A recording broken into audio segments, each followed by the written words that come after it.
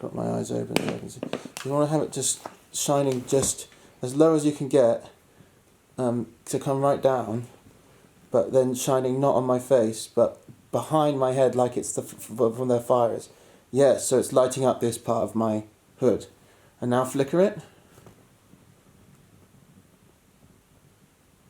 Okay, that's too bright.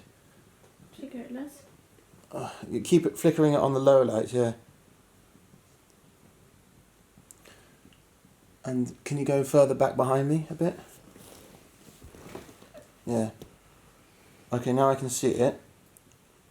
So, yeah, that's it. So lifting it up so it's not in. And now flicker it. Okay, perfect. Keep doing that. I'm going to shut my eyes now.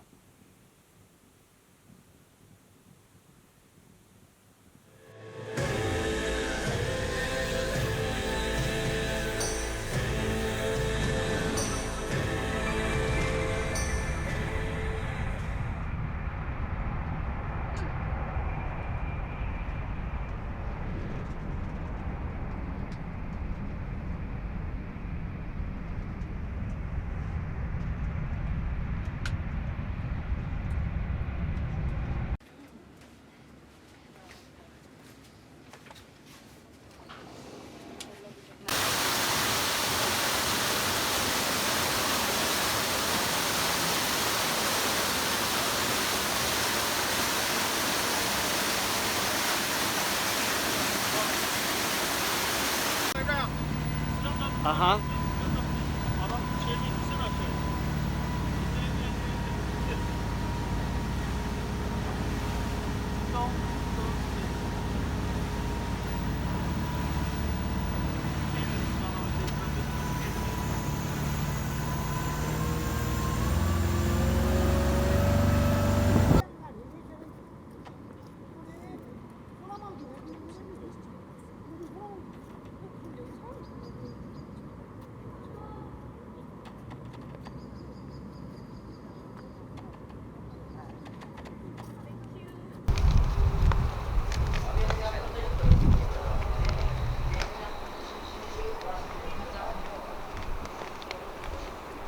What are you doing? Rolling. Why are you holding it like that though? Because this is comfortable way for me to hold it. I can just press it. I've pressed it now, so it's recording. You just have to press stop when I say. Which is that then? The same one. Is it a red dot or? Yeah. Okay. On screen. Yes, you're just coming into it. Just clapping. 1, 2, 3. Yep.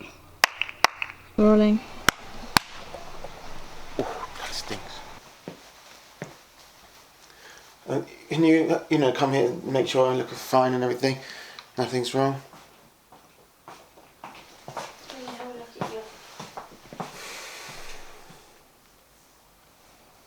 This is straight hair there. Get off there. It's gone. Okay. Right, we're rolling, and then rolling on this. And I'll do the clap. You can't stand there because that's the light, sorry. Where do you want me? Just sit on the chair, please. 1350, okay. And the children are what age? Do a dance. I forgot you're doing the film. What are you going to photograph? There's various. Well, give me Are you all together? 50. Give me the minimum 50.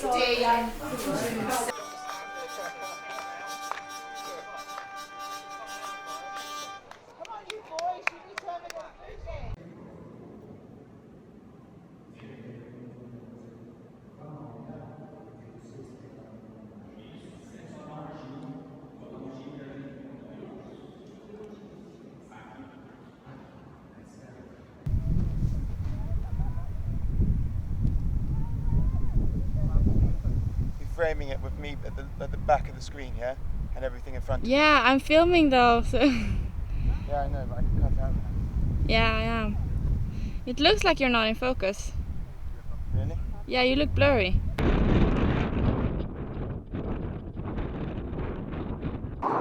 People say, why do you talk about that Indo-European religion? What about the Neolithic one?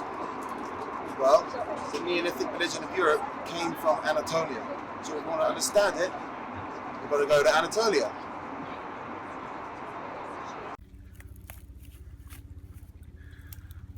Hello, my little snaky friend.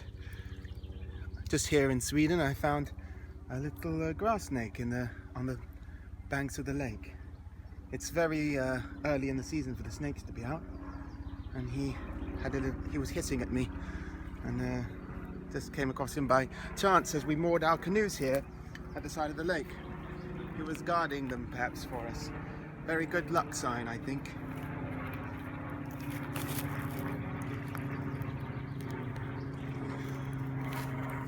Bye-bye. Bye-bye.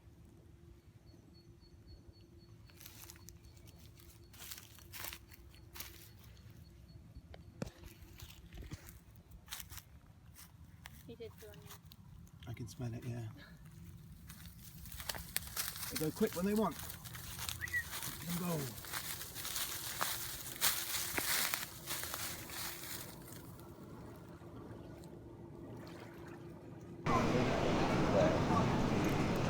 Holy snake.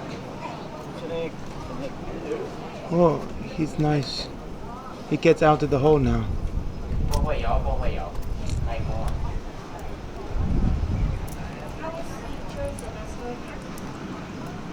My holy snake friend.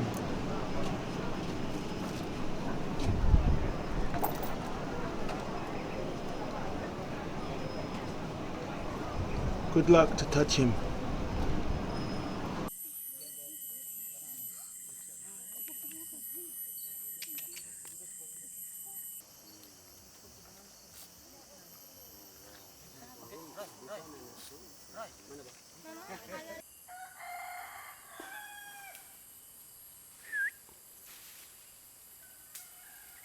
Human tour. This one's getting Thomas, from this one, you can see the head. I can see. The faster it.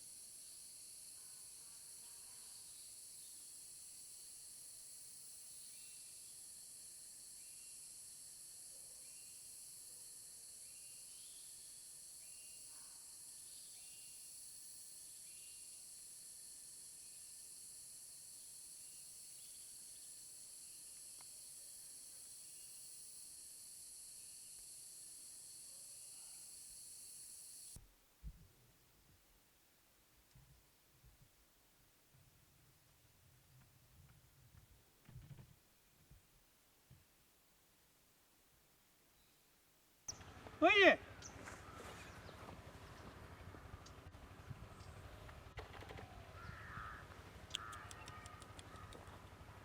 Yes, yes.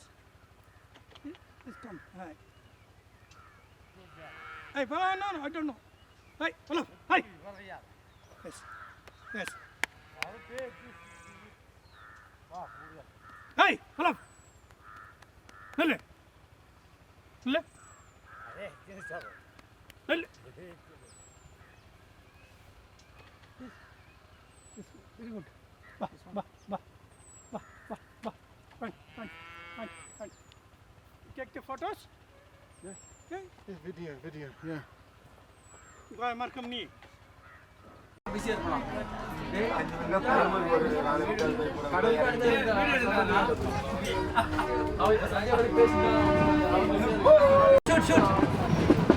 Beautiful. Nice image. Very beautiful. Very beautiful. Super. This send me, okay? Yeah. Don't press it on. Don't press. Don't press. Don't press.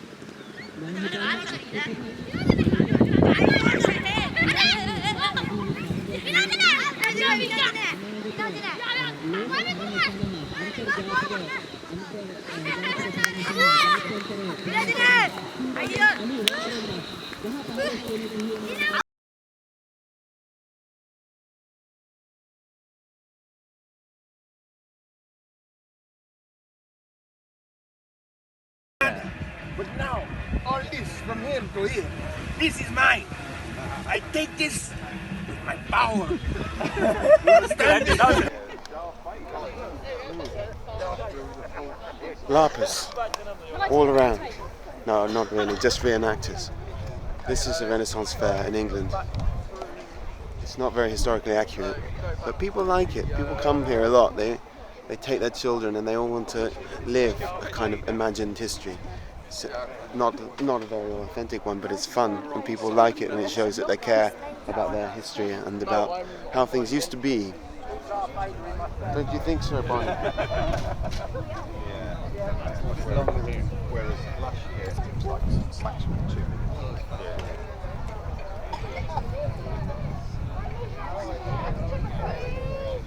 Rolling.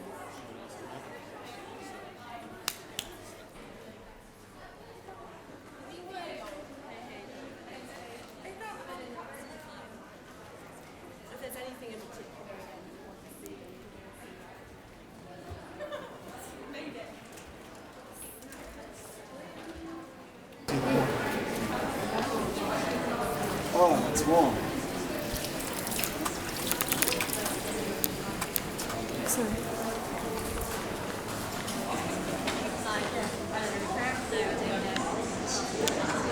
So it was obviously, why did the Romans choose this place for their sacred park? I was recently told that Ivan the Terrible was actually a hero.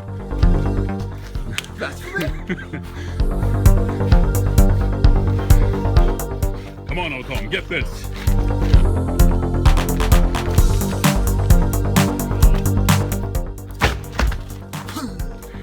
You're gorgeous! You're gorgeous!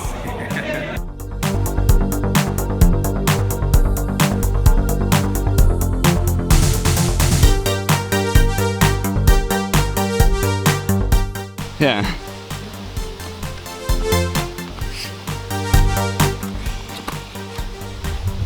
Are you going to do it? Oh, I'll do it.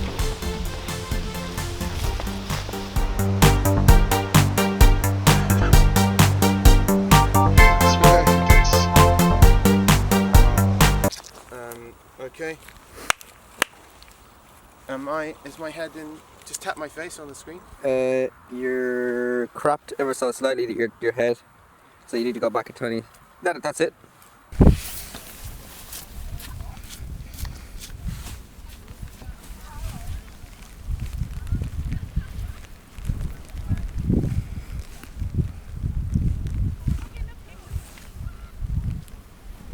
Ugh.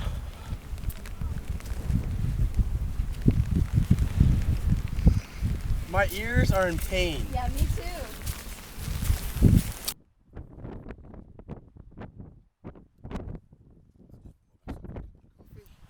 Is it recording now, yeah?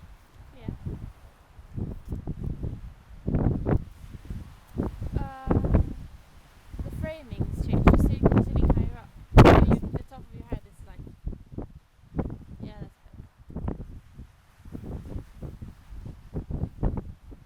that's better.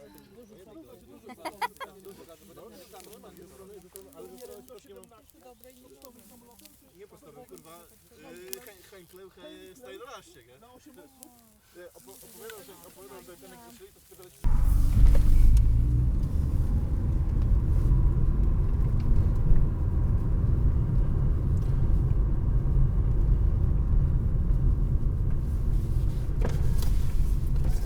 Come on, to me. From me.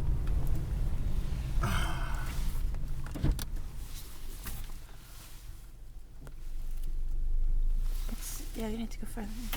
Hello. Okay, recording.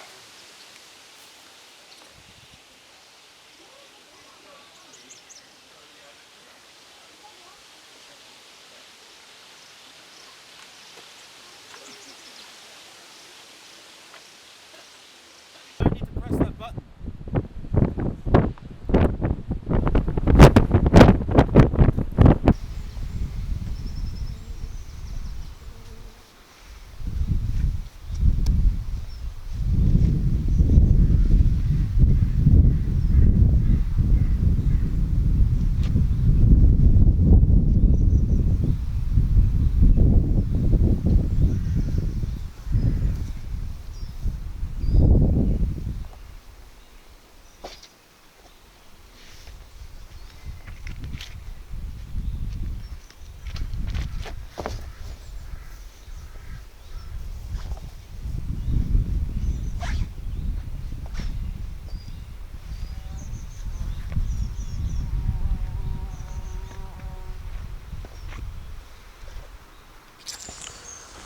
Just here in the woods in Devon, near my home. And I'm going to give you a quick rundown of how I go about my workflow, a bit of a behind the scenes. And I'm doing it here with a little walk and talk, because this is probably where I spend a lot of my time. If I'm not in the home working, I'm out here having a walk or a run or something in the woods where I like to be. Or maybe I'm out at some location filming some historical stuff. My workflow's changed over the years, my equipment's changed. Right now I'm filming on a Canon 80D DSLR, and previously I was using a 60D, which I stopped using late last year, just before the Anatolia film, and replaced with this 80D. But because I wanted to have something with autofocus, because I was finding it a bit annoying trying to do the focus by myself. The only assistant I have is my wife, who helps me a lot, as you see in the outtakes. She doesn't have any training except what I try to teach her, and so sometimes she gets things a bit wrong, and sometimes it's a bit difficult for me because I can do the shots myself and I can present myself, but I can't do the filming of myself. So I always have to ask for help from a mate if there's a mate around, or my wife if she's not too busy. And that means that sometimes my content suffers because I don't have a proper cameraman. So I can't always get the shots in focus because I didn't have autofocus, and like you can't see if your shot's in focus or not properly. Back in the old days when I started the channel, I was using a mini DV, which had like less, I think it was like 720 or less, and it was running on tapes, and you could, towards the end, you could actually hear the tapes rolling, like the sound of the rolling, reels. And that's what I sometimes dig out some of that old footage for fun. The last big film I did with that was the Lithuania one, and that was only because I actually had the 60D then. I think I got the 60D around 2015, around the time just before I went to Lithuania, but I didn't want to take it because I was still I didn't really know how to use it properly. Even though back in 2013 we shot the whole of From Ruins to Ruins, or nearly all of it, on DSLRs, you'll notice like From Ruins to Ruins is much higher quality than anything I could produce up until around 2017. And that is mainly because the camera guy, the guy who's doing everything, he's a professional videographer, and he knew how to use the equipment. And my aim was to get to the level where I could make content at the same quality as From Ruins to Ruins, but without my friend to help me, just to do it all by myself. And so I got like my own DSLR, the 60D. But actually I didn't know how to use it properly, which is why you often see the white balance is off on the early videos, like that Honour Your Ancestors video in Brixton. It's very blue. I just didn't know a lot of the stuff. And even when I went to Sri Lanka in 2016, I was still shooting like in the wrong, the shutter speed was wrong sometimes. which didn't really matter because it was mostly shot outside, but that can cause problems, especially in Britain, due to the lighting. But yeah, I mean, it was all higgledy-piggledy. I was messing around with the shutter speed, and I didn't know how to, you know, what that was a standard one I should be using. I started to get much better around late 2016 when I started working with WHO, because I was doing videography for them, and I thought I need to make sure I do everything properly. And I checked up on a lot of stuff, and like I had learned way back in university how to do videography at school. At university I did film studies and video productions at media, but that was with video cameras, like proper video cameras. And the idea that you would be filming on DSLR, which is only intended for photography, it was never, no one had thought of that at the time when I graduated at Brighton in 2007.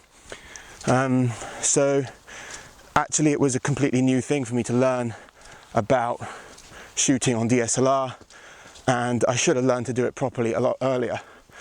And that's why you see everything from 2017 is much higher quality afterwards. The other thing that I bought since then is lenses, because I have been using different lenses. Back in 2016 I was just using one long lens that my dad didn't want anymore, it's a photography lens. And then I also had like the standard lens that comes with all Canon DSLRs, which is a bit crappy, not very sharp.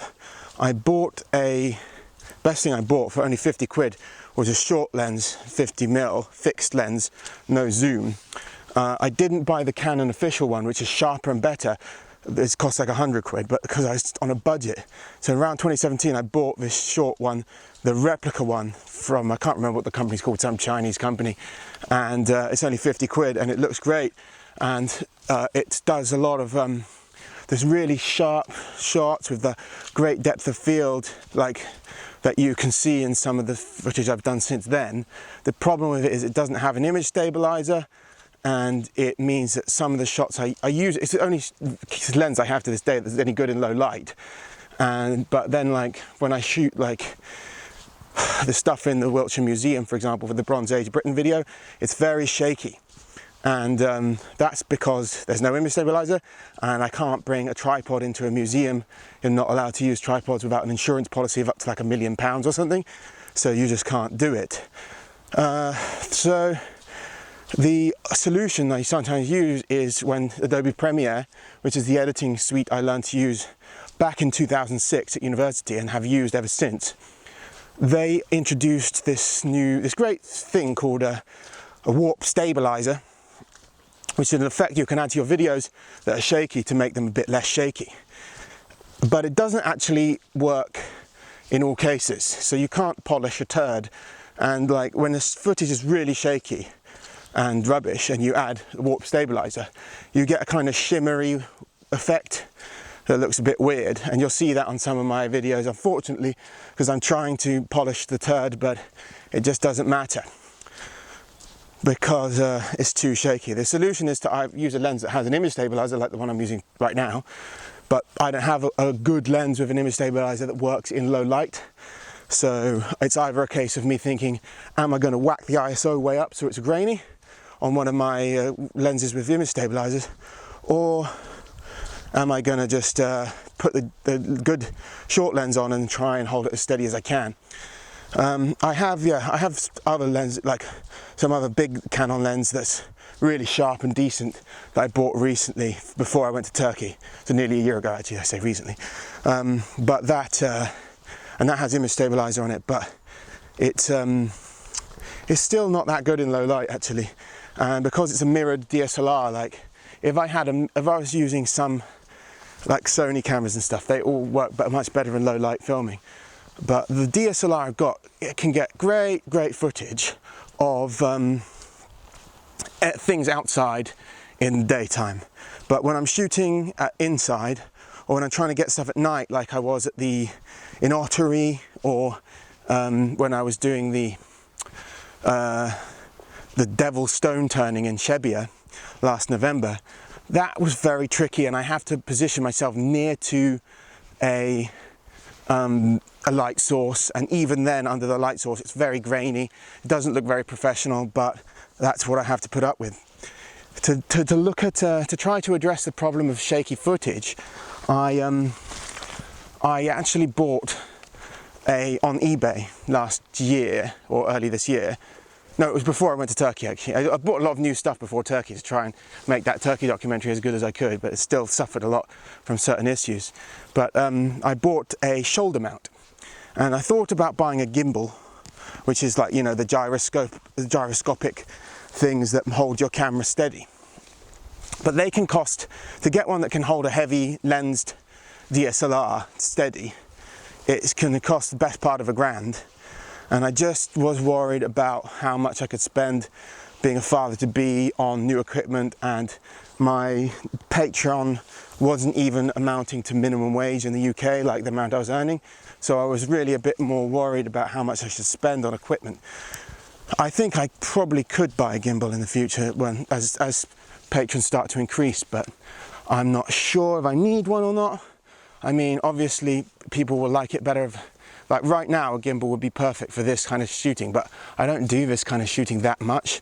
And when I do need to have moving footage, I can use my shoulder mount quite well. Oh, a dead mouse on the floor, 2 dead mice. Something. So the shoulder mount has no technology in it. It's literally just a weight, and then something that rests on your shoulder, and then you put the DSLR on the front. So the weight on the back counterbalances it, and it gets quite steady actually. It's not too bad. Like right now I'm using a small old tripod that I don't use anymore because it's crap, but it's quite good as a counterbalance weight if I hold the bottom of it, so that the weight of the DSLR at the other end sort of like pivots on it, and it's relatively steady. I mean, it's probably a bit shaky. Hope you're not getting motion sickness from watching this. But the camera mount, funny thing is, it ended up, the guy I bought it off knew who I was. He recognized me, not because he was a Survive the Jive fan, but because he was someone who I knew from video production when I lived in Brighton, and I was studying video production. He was also studying, and he subsequently became a teacher at the college in Brighton, a teacher of video production. And he was upgrading his equipment and getting rid of his old shoulder mount. So I've got that now, and I use it for some shots, but it's still not perfect for a lot of stuff. I mean, people might prefer something better. My DSLR, it can only shoot in 1080, and a lot of people are starting to expect more 4K. I have started upscaling my videos to 2K, although that doesn't actually increase the amount of pixels in them. I just think that's cool, that bivouac there. I don't know if you noticed it. The reason I do that is because the codec that YouTube assigns was decreased at some point, so a lot of my videos I noticed suddenly looked much worse than they had when I first uploaded them. I think they decided that most of the 1080 footage on YouTube, it really didn't matter how good it looked, because most of it was just talking heads, talking bollocks, and there's not much movement, so there's not need for like a decent codec assigned to the videos. But if someone's uploading in 2K or 4K, then obviously they're expecting it to look better, so they start prioritizing more, like, you know, space on their servers for those kind of videos. And then that meant annoyed for me, because I was trying to shoot stuff that I wanted to look good and cinematic, but it's in 1080, so they would never, it doesn't matter how much bitrate I assign to the file for export, it will always be downgraded in the compression. So I started upscaling them, and that means that I get a much better look. I started doing that this year, and I think that means you get more appreciation for the kind of footage I've acquired. It gives it, you know, what it deserves. And also, although I haven't got any 2K footage I take myself, I started using stock footage that I haven't taken. I always used to use my own footage. Nearly all the footage you see on in the clips, like stock footage, is taken by me on location in different places. But recently I started using more drone footage, stuff from stock that I haven't taken myself, and then it's available for download in 2K or 4K, in which case, yeah, then it's not upscaled. It is literally a 2K video, and that means you're getting a better experience as a viewer. So my last 2 videos have had quite a lot of 2K footage added into the actual 2K video. But it doesn't matter if you're watching the video in 1080, it's still going to be better than if I'd uploaded the video in 1080 because of the, oh wow, that's cute. Little, let me just get him. A very little frog. Can you see him? Hop, hop boy, hop boy. Cool, isn't it? Okay, well, is that lucky? It actually looks like it could be a toad. Toad crossed my path. Very small toad. Hop away, little lad. Little groiper. So, yeah, I mean, my workflow now is that first I spend the day, or 2 days, or 3 days on research for the topic and draw up a script.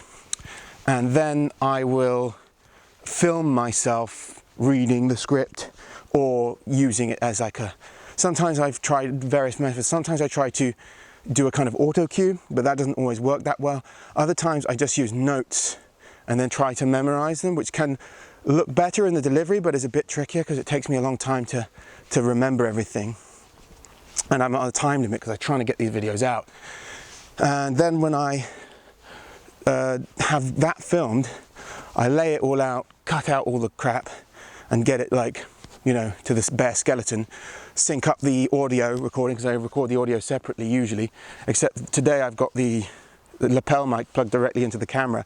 I've never done this before. I normally plug mics into my Boris Johnson, as I call him, the Zoom H4n audio recorder.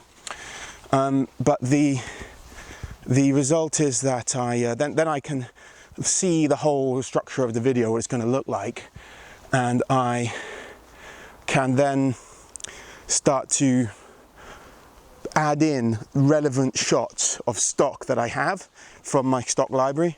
And I keep all the stock I've filmed in Rome and India and all over the world, whatever, on external hard drives, drag it onto my limited space on my laptop for that project, and I delete it all from the laptop when I finish the project, so I've got more room for the next project. Once I've found identified all the shots, some of them need to be like, you know, cleaned up quite a lot because they were filmed maybe a couple of years ago and I made a mistake in this or that. So that's the after I've put all the like cutaways for the stock footage, and I also have to go hunting around the internet for stock that I haven't filmed myself if I haven't got the relevant shot that I need, like a drone shot or whatever. I stick that all on, and then I also look for images on Wiki Commons if there's no video footage that's relevant for that section.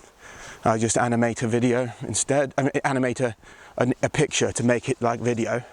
And I know a lot of people make videos which are just still images. I don't really consider that to be filmmaking because it's not comprised of moving images. It's just still images that you're moving around. Like when I talk about film and video, I think there should be a distinction between podcasts, which basically are just you talking to the camera, and you know, or just like a few still images.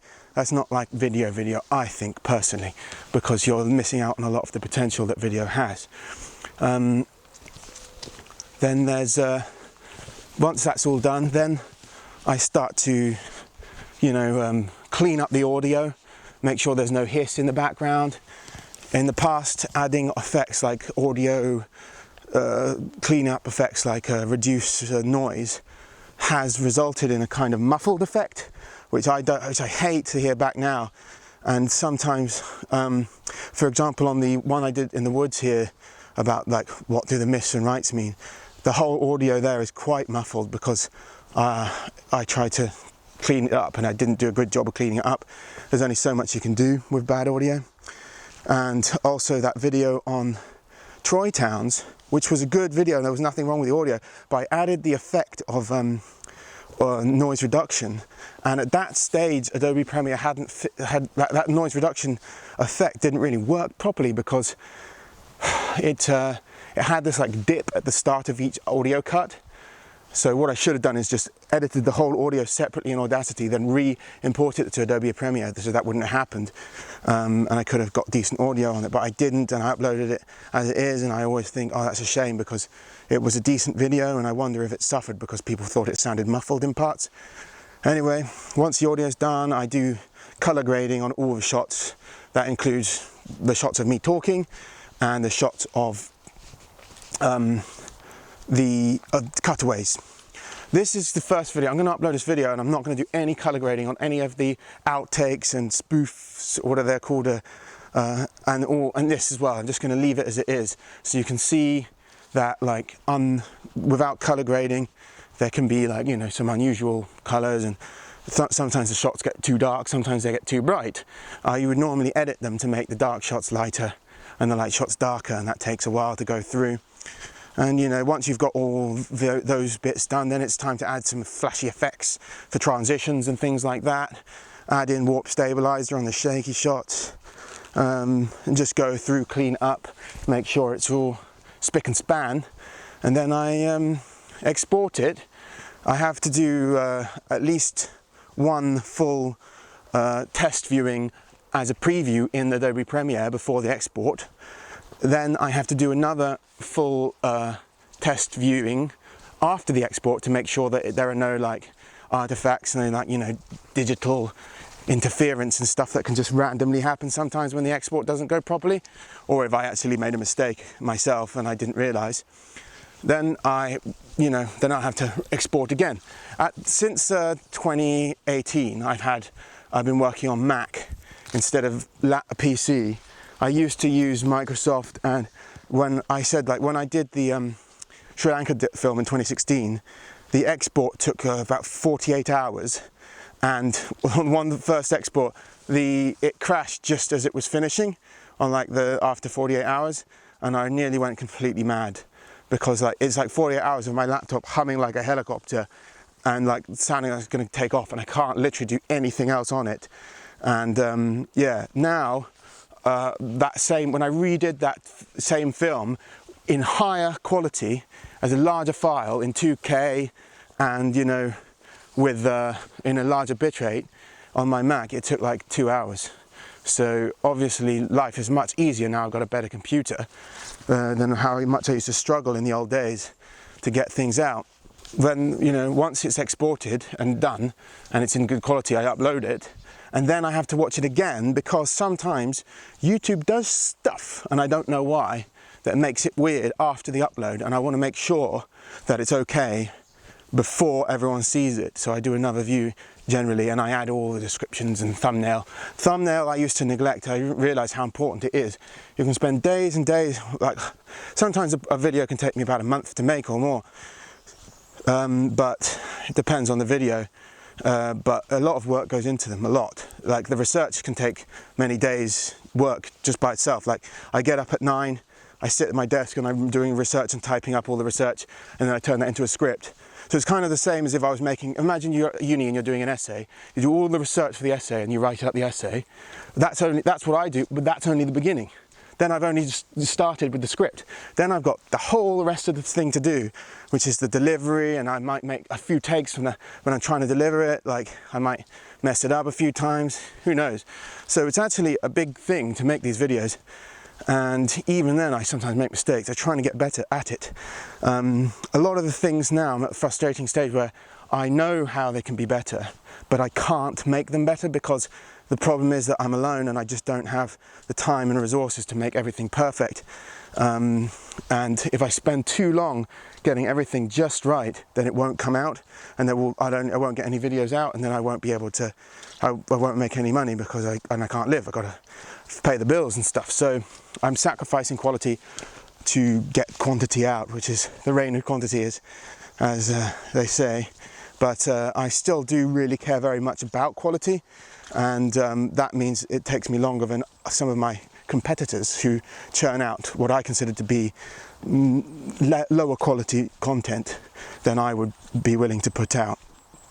The other kind of video I do, of course, is the live streams, which I never really was interested in. I never really liked watching other people do live streams, but I realized that there was a lot of money to be made in it, and like one of my friends Millennial Warriors actually kept on telling me, you got to do this, you got to get in on this, because this is where like it makes it really easy to get like super chats and whatever, and people like it, these AMAs and whatever. But I was never really very happy having them on my channel, because I felt like they didn't reflect the kind of pride I took in like video production and that what I was trying to get out. And they seemed so like, you know, they seemed like they weren't good enough for me, but people did like them and I did get money off them. But back in those days, that was when I just moved to Devon and I had a really bad internet connection that was done through 4G. There's no internet there's no broadband in my village, like, or there is, but it's like 1 gigabyte, it's 1 megabyte or something. It's impossible. You couldn't do anything with it. You can hardly even upload a video. You can't upload a video even, let alone do a live stream. It would be impossible. So I was trying to use 4G, and that's why a lot of the early streams are really quite low quality, like very pixelated, and people were complaining like you shouldn't even bother. But then I carried on doing them because I was getting money from them. I was getting these super chats and it was helping me a lot in those days.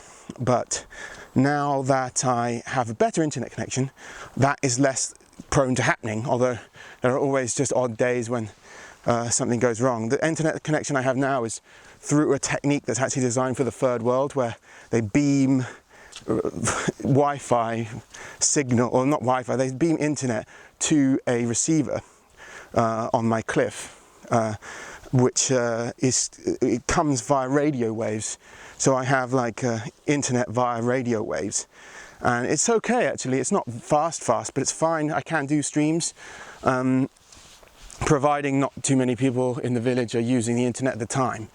But as I'm getting more patrons, it's less necessary for me to do those, you know, live stream jive talks. And I would like to phase them out. Really, I don't like doing them very much. I think I should just do higher quality videos, and those get way more views anyway. So obviously many more people who subscribe don't really do it for jive talk. But I will carry on doing jive talks, jive streams, as exclusives for my patrons, so they've got like it's just for them, and then I'll answer their questions and talk to them directly, and that's more fun. I don't mind having those up as private videos, because then I only got like 100 or 200 people watching at a time, and they just asking me personally asking me questions about videos. I'm happy to answer, and it doesn't matter. There's not like out on the public to everyone to see, in case I don't really feel very proud of the quality. You know, so that's my feeling right now about this channel. And I want to, you know, the last few big videos I've done, like the Dream one, the Gods as Beggars one, the Ireland one, and the New Grange God King one. That's the kind of level I want to be at consistently. And with the current output and the current workflow, I should be able to bang out about 12 a year, maybe fewer. I think you've got a little bit more insight into what Survive the Jive life is like.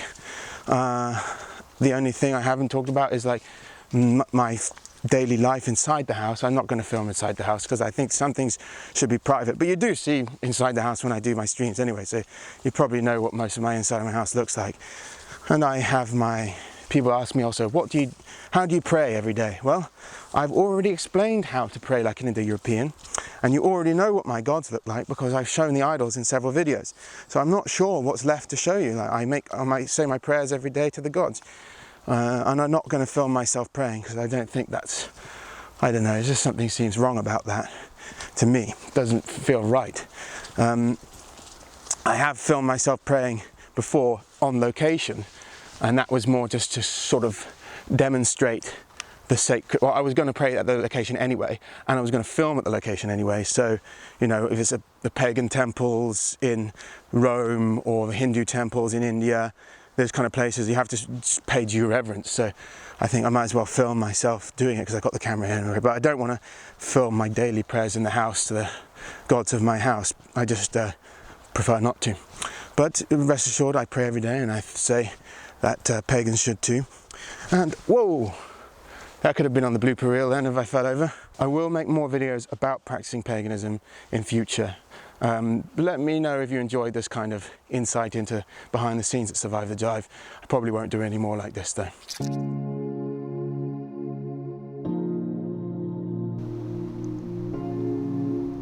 Up the top of the cliff is a forest, which I own. But I don't have access to it easily, I have to climb the cliff to get to it. But down the bottom, we just planted some flowers. The rocks are home to many reptiles, that's a good thing about living at the bottom of the cliff.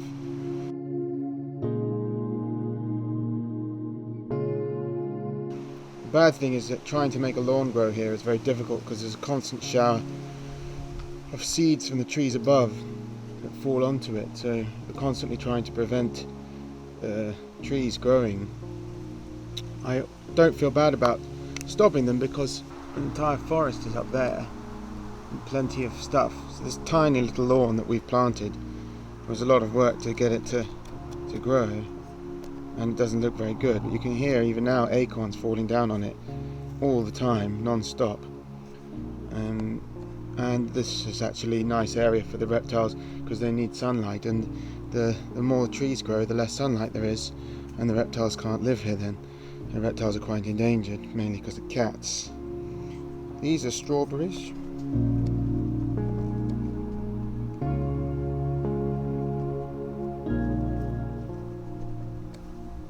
I had to put the net up because something was eating them all. The flowers turn into the berries eventually. We've had only a few because the first 6 or so got eaten by whatever this creature was. These nasturtiums are very popular with the local caterpillars. We let the caterpillars eat as much as they like because we like the butterflies to come in, and we planted some flowers for the bees.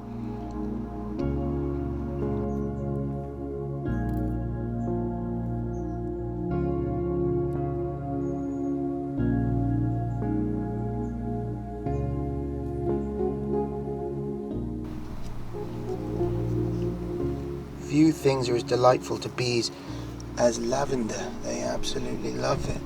We get a lot of bumblebees coming in here for our lavender.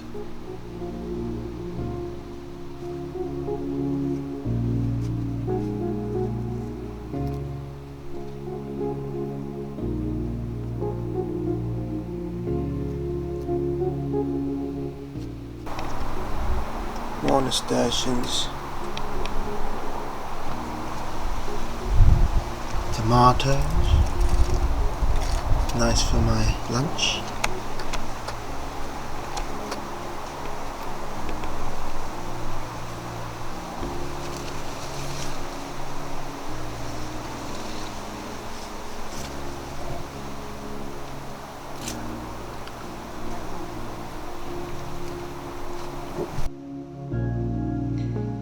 These are mostly native ferns, bird's tongue ferns. Had to plant them because not much will grow at the foot of this cliff. Use the local rocks, we made this little wall, but all rocks fall down from the cliff, but not much rain gets down here. We found these 2 Victorian era irons when digging up the area. We'll just leave them out there as display items. This is a foreign plant, obviously a rhododendron. My wife insisted on planting it, but it's not likely ever to flower because there's hardly any sunlight in this dingy little cliff area.